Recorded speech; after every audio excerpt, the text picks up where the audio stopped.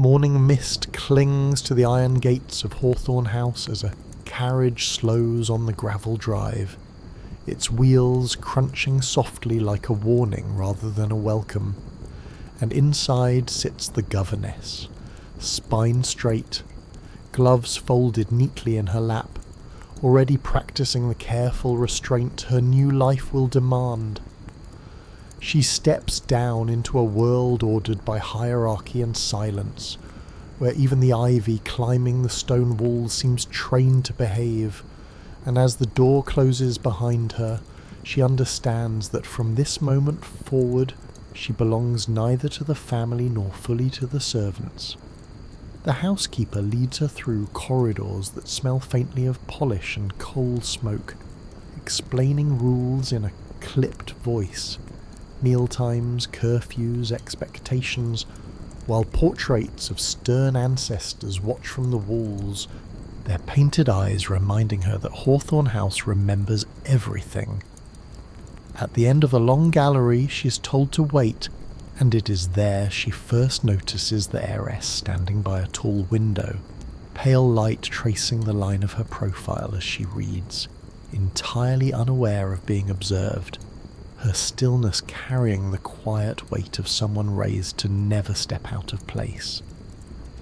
The governess feels an unexpected pause inside herself, a subtle disorientation she quickly dismisses as nerves, because attraction is not a luxury afforded to women in her position, and certainly not toward the young woman whose future she has been hired to prepare, not share. When the heiress finally turns, their eyes meet briefly, nothing improper, nothing overt, yet something flickers between them, a recognition too quick to name, as if both have glimpsed a thought they will spend years pretending never occurred. You probably won't survive this emotionally, but before we go any further, take a moment to like the video and subscribe, but only if you genuinely enjoy what I do here, because forced loyalty has never done anyone any favours, especially not in houses built on appearances. If you're listening late tonight, feel free to leave your city and local time in the comments. I like imagining these stories travelling quietly across the world. Now dim the lights, maybe let a fan hum softly, and let's settle into the hush of Hawthorne House together. The introduction is brief and formal, overseen by an aunt whose smile never reaches her eyes, and the governess answers questions about credentials and discipline with practiced precision, aware that competence is her only shield in a household that will tolerate her, but never truly accept her. A historical truth underpins this moment. Victorian governesses often lived isolated lives, respected for education, yet excluded socially, existing in a narrow corridor between classes, and she feels that corridor closing around her as the interview ends. The heiress says little, only nodding politely, yet as they leave the room, she glances back once, just long enough for the governess to notice a faint uncertainty there, a question unasked, mirrored unexpectedly in her own chest. Later, shown to her modest room under the eaves, the governess unpacks quietly, smoothing dresses that have seen better days, and she tells herself that ambition, not feeling, has brought her here, that safety, not connection, is the goal. Still, when the house settles into afternoon silence, her thoughts drift back to the window, the book, the way light softened the heiress's expression into something almost unguarded, and she wonders why that image refuses to fade. A quirky belief among working women circulates in her memory, that the houses one enters for employment imprint themselves upon the heart, whether invited or not, and she almost laughs at the superstition, until Hawthorne House seems to breathe around her in quiet agreement. By evening, as bells signal dinner she will not attend, the governess understands something fundamental has shifted. Not dramatically, not yet, but like a door left ajar in a draughtless room, promising movement, disturbance, and a story that will not remain obedient for long. Lessons begin the following morning in the small morning room overlooking the east garden, where frost still clings to the hedges, and the governess arranges books and slates with deliberate care, aware that order is expected of her even when warmth is not.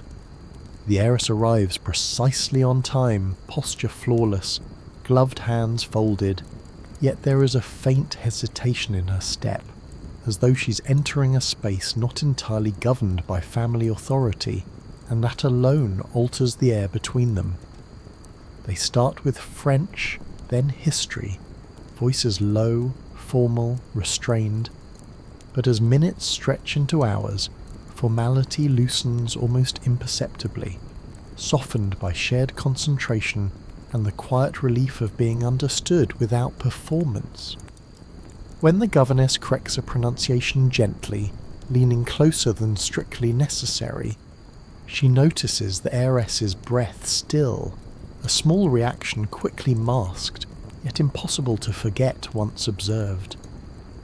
A historical truth hums beneath the scene. Victorian education for women emphasized refinement over inquiry, obedience over curiosity, and the governess senses immediately that the young woman before her has been starved not of knowledge but of permission.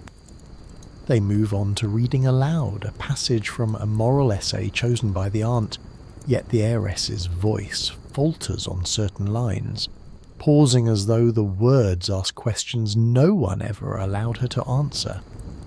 The governess listens carefully, resisting the urge to guide beyond the page, because teaching like affection must remain within invisible boundaries if one wishes to keep one's position.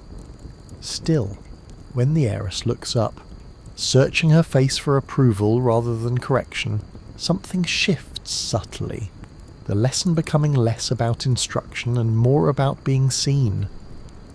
During a short break, they walk the garden path, coats buttoned tight against the cold, discussing literature in cautious tones that slowly warm into something lighter, freer, as if both are testing how much honesty the other might allow.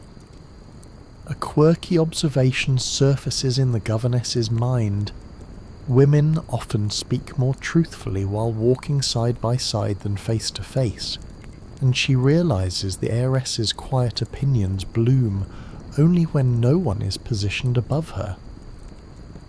The bell rings too soon, calling the heiress back to duty, and the return to silence feels abrupt, almost intrusive, as though an unseen hand has closed a door mid-sentence. Later that afternoon, a maid pauses in the corridor, glancing into the schoolroom a second too long, and the governess feels the familiar tightening of caution. Houses like this notice closeness long before they name it. Historians still debate how often governesses formed emotional bonds within the families they served, citing letters full of restraint and longing, but the truth is often found not in words written, but in those carefully omitted. That evening, as the governess reviews lesson plans by lamplight, she realizes she has underlined the heiress's name more than once, a meaningless mistake she corrects quickly, though her pulse does not follow suit. In another wing of the house, the heiress lies awake, replaying a voice that spoke to her not as a future wife or daughter, but as a mind worth engaging, and she understands dimly that education has begun to offer something far more dangerous than knowledge. Between them now stretches a quiet awareness, still unnamed, still restrained, but growing steadily, like ivy beginning to test the strength of a carefully built wall. The promise is not made all at once, but stitched together through afternoons that linger too long and evenings that arrive too quickly, until one quiet hour finds them alone in the schoolroom, while the rest of the house attends prayers they are politely excused from. Rain taps softly against the tall windows, muting the world beyond the glass, and the governess retrieves a slim notebook from her bag, intending to share an essay, yet hesitates when the heiress's eyes linger with unusual intensity, as though sensing this moment will not pass unnoticed. They sit opposite one another at the narrow table, knees almost touching, and when the governess reads aloud a passage about duty and self-denial, the irony does not escape either of them, settling between their words like a third presence neither invited. The heiress asks quietly whether a person might live honourably while desiring what is forbidden, and the governess answers too honestly, saying that history rarely records such lives kindly, but that does not make them less real. A historical fact presses gently into the silence. Victorian women often formed romantic friendships, intense bonds accepted only so long as they remained unspoken, and both women sense the danger in acknowledging how closely they already resemble those carefully unnamed relationships. The heiress opens the locked drawer of her writing desk, revealing folded letters never sent, thoughts never allowed breath, and she confesses that words are safer than speech, because paper can be hidden even when hearts cannot. The governess understands at once, offering her own quiet confession, that she has lived her life measuring every sentence, every glance, because a governess survives by knowing precisely how much of herself must remain invisible. Together they write a single line on a clean page, a promise neither fully articulates, only agreeing that whatever they feel will be held with care, never exposed, never denied, and always remembered, even if nothing more is ever permitted. A quirky superstition the governess once heard returns to her, that written promises carry weight beyond spoken ones, because ink does not forget, and as the heiress folds the page and tucks it away, the room seems to breathe more slowly. Footsteps sound in the corridor, abrupt and close, and they separate instinctively, chairs scraping just enough to betray tension, but no one enters, and the near discovery leaves their hearts racing in synchronized alarm. Historians still argue whether such private vows constituted rebellion or resignation, debating diaries where women wrote around their truths instead of naming them, but standing there, both know this promise has altered the shape of their restraint forever. The governess collects her papers with shaking hands. She quickly stills, professionalism sliding back into place like armour, yet beneath it something irreversible has occurred. When the lesson ends, the heiress thanks her with a formality too careful to be natural, and the governess answers in kind, their shared secret pressing invisibly against every practiced word. That night each lies awake in separate rooms, replaying the scratch of pen against paper, the nearness of another body, the strange comfort of being known without being claimed.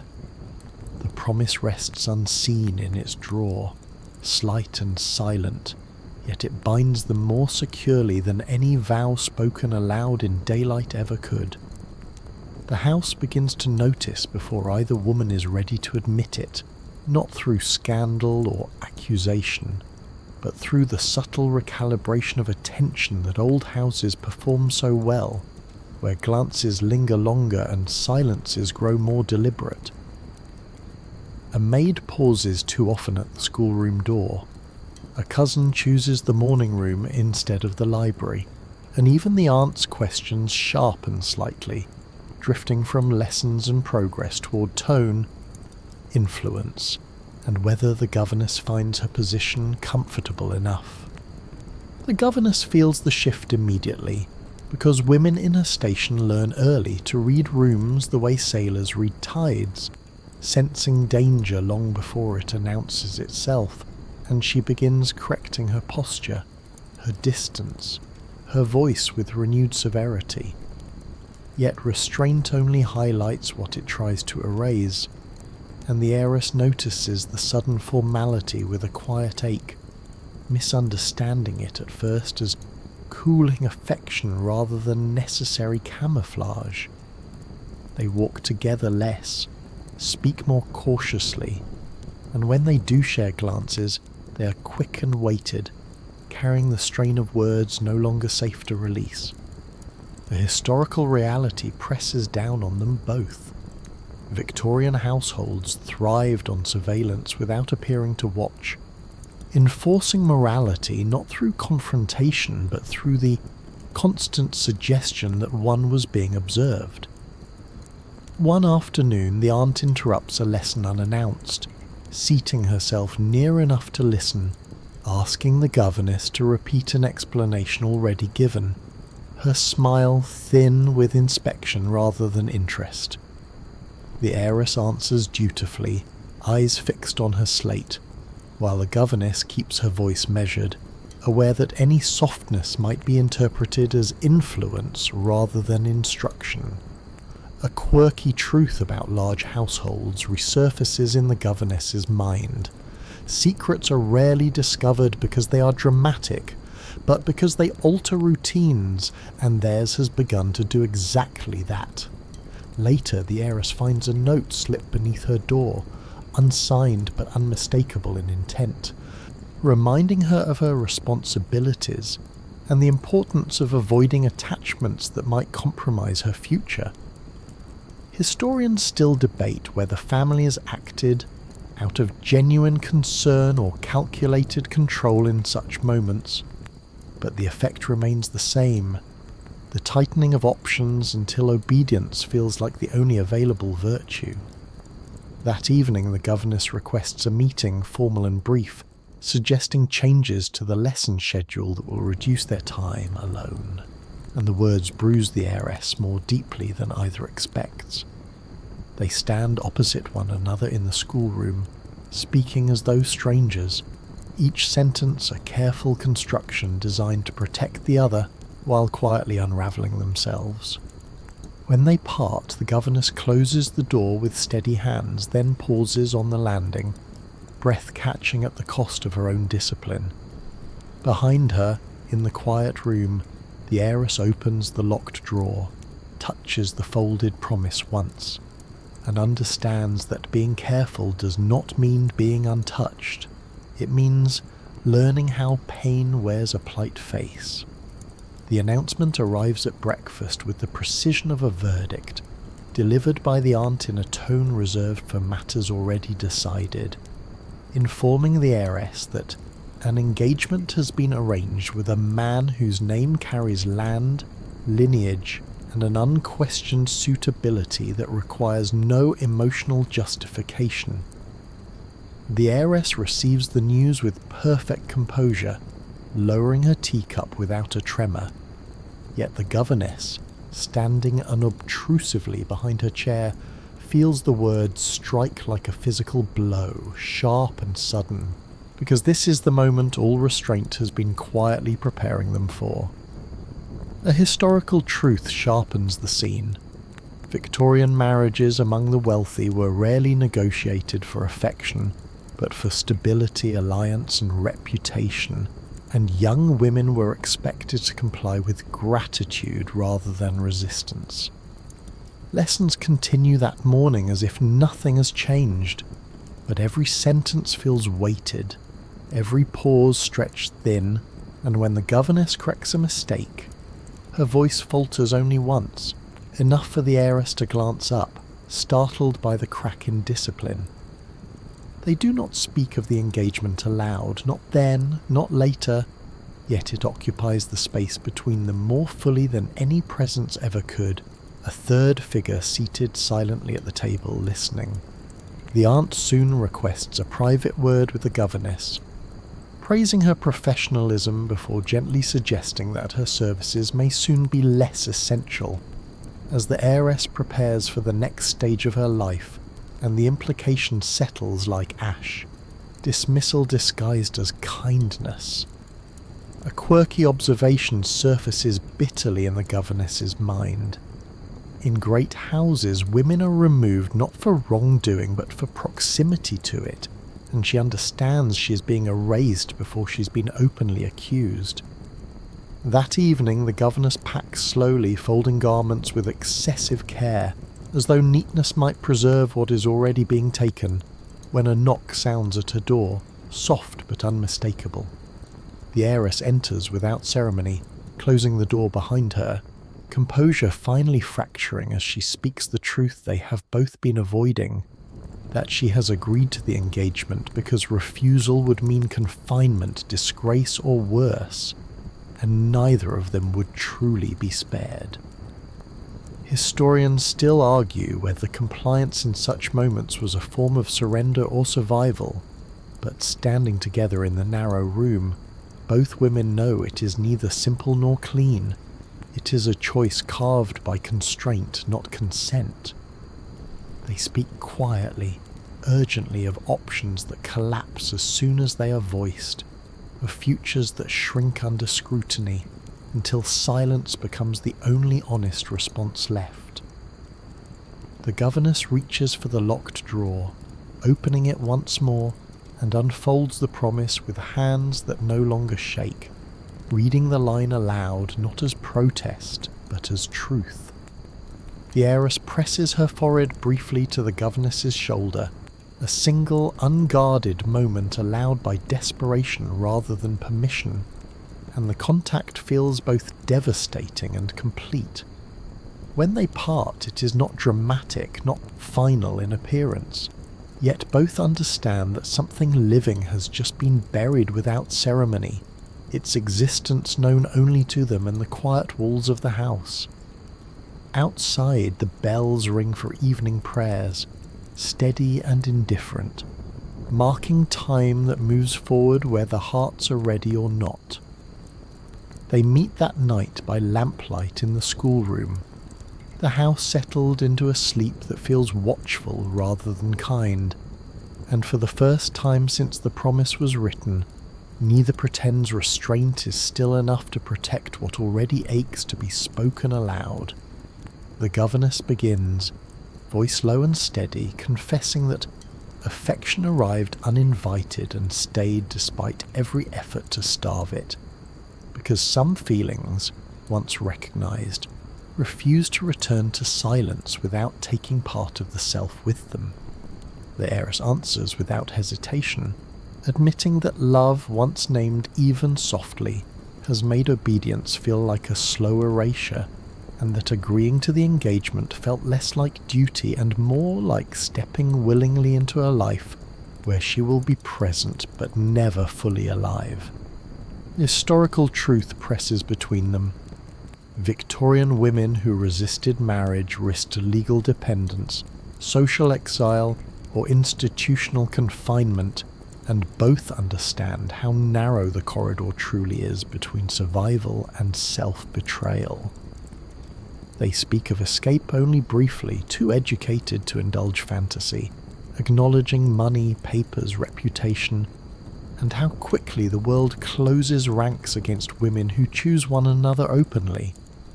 A quirky observation from the governess's past surfaces: letters last longer than people expect, and sometimes love survives not by being lived, but by being carried forward carefully, like contraband hidden in plain sight. The heiress reaches for her then, not with urgency but certainty, and when their hands meet, the contact feels deliberate, chosen, stripped of illusion, and weighted with the knowledge that this moment cannot be repeated without consequence. They do not kiss. Instead, foreheads rest together briefly, breath shared, a restraint more intimate than abandon because love denied permission often sharpens into something unbearably precise. Historians still debate whether such confessions changed outcomes or merely clarified losses, but here the truth settles clearly. This is not a beginning, but an acknowledgement, and acknowledgements once made cannot be revoked. When the governess leaves the room, closing the door softly behind her, both women remain awake long after, knowing that love has finally been spoken, and that speaking it has quietly set the clock counting down. Discovery does not arrive with raised voices or shattered objects, but with the quiet precision Victorian households prefer, revealed one morning at the breakfast table when the aunt's eyes linger too long on the governess, then shift deliberately toward the heiress, measuring distance, posture, and a silence that has learned to speak. The letter is produced without ceremony, placed beside the teacups as though it belongs among them, its folded edge unmistakable, the promise removed from the locked drawer by hands that knew exactly where to look, because servants see far more than families ever admit. No accusation is spoken directly, yet every word carries its weight. References to impropriety, confusion of roles, and influence unsuitable for a young lady of consequence. Phrases polished enough to destroy lives without appearing unkind. The governess understands immediately what this means. She does not protest, because protest would confirm what silence can still disguise as misunderstanding, and she rises calmly, acknowledging responsibility for any disruption with a dignity that feels almost like defiance. A historical truth presses hard here. Victorian scandals involving women were resolved not through public trial, but through removal, quiet dismissal, erased references, and the expectation that the guilty party would vanish gratefully. The heiress attempts to speak, but the aunt lifts a hand gently, reminding her that this is not her burden to carry, a sentence that cuts deeper than cruelty, because it denies her agency while pretending to protect it. A quirky cruelty of the era reveals itself then.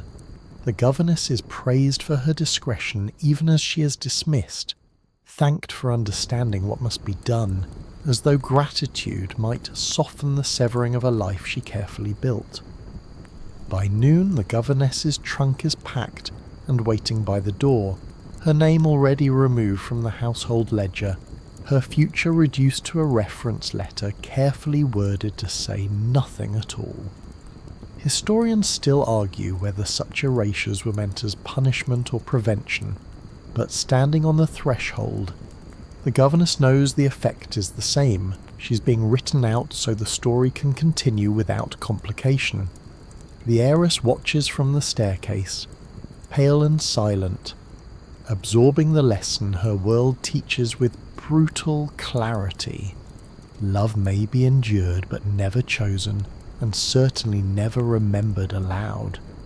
They do not touch, not now, not with witnesses so close, yet their eyes meet one last time across the length of the hall, carrying more truth than the letter ever held. When the door closes behind the governess, the sound echoes through the house with deceptive softness, and the heiress realizes that something irreplaceable has been lost. Not loudly, not scandalously, but with the terrifying efficiency of respectability. The house exhales, order restored, while two lives split cleanly into parallel paths that will never officially intersect again. Years pass with the politeness of inevitability, smoothing sharp edges into memory, and the governess builds a life that looks respectable from the outside. New households, new pupils, new names that never quite settle, carrying with her a discipline perfected by loss rather than ambition.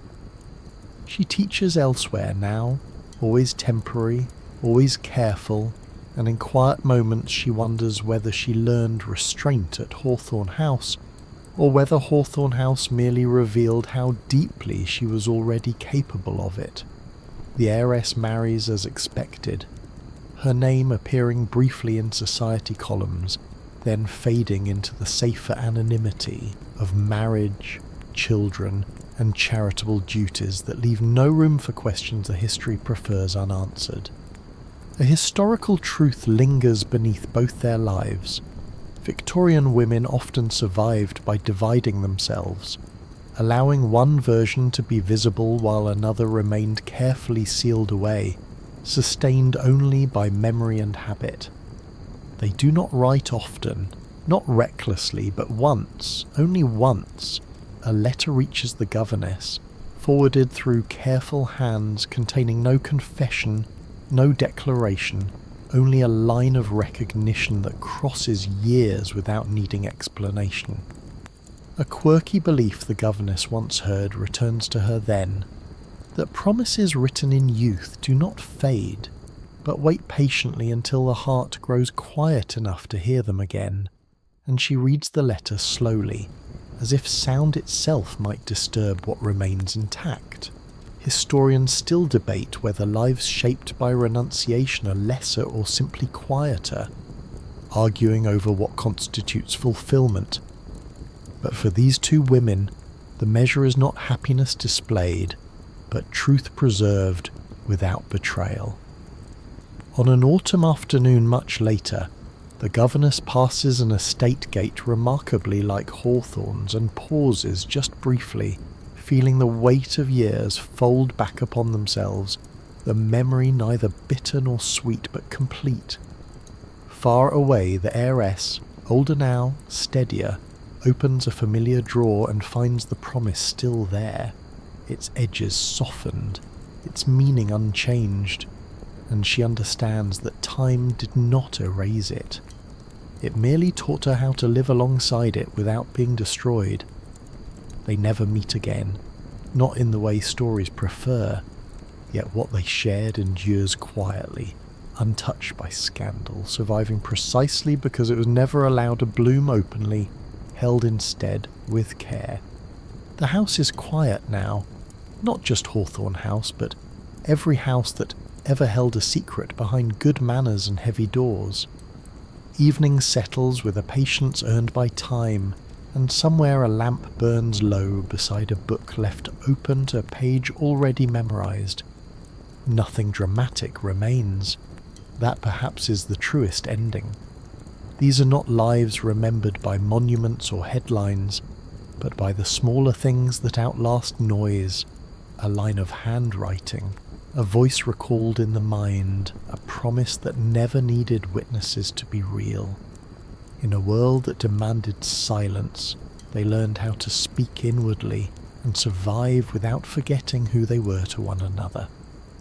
If you're listening now, let your shoulders soften a little. Let the tension of the story loosen its grip. Stories like this are not meant to leave you aching, but steady.